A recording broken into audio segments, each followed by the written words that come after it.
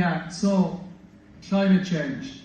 The harsh reality is that this debate has been framed in an anti-livestock farming way for the last 5 years, and unfortunately a lot of our politicians have stood idly by. Leo Varadkar said he was cutting back on meat consumption to save the planet. Micheál Martin said that the national herd had grown exponentially. Facts: 7.3 million head in 1973 when we joined the EU, 7.4 million head today, up and down a little bit, more or less the same. World population has doubled in that period and they all need to be fed. Today, World Bank coming out with another assault on the livestock farming industry, demanding that we all go back to this vegan plant-based diet. Fact: European Commission proposed last year a protein strategy, which was meant to be about, by the way, more protein grown for animal feed in this country, in the European Union. They slipped in that they wanted to encourage people to move to a plant-based diet. Again, very little response from politicians on that. Fact: when the European Union proposed a cut or completely ruling out money for the promotion of livestock products, there was silence about it.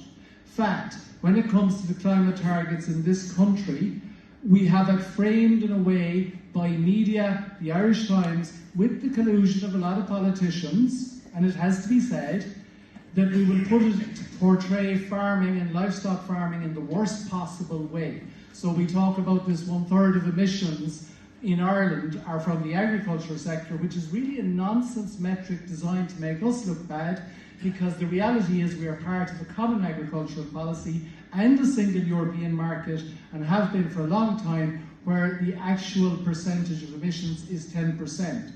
Fact: the emissions from Irish grass-fed cows are not accurate, and that needs to be fixed very quickly. Fact: they present the emissions reduction targets that agriculture got under the Climate Action Plan as being an easy target.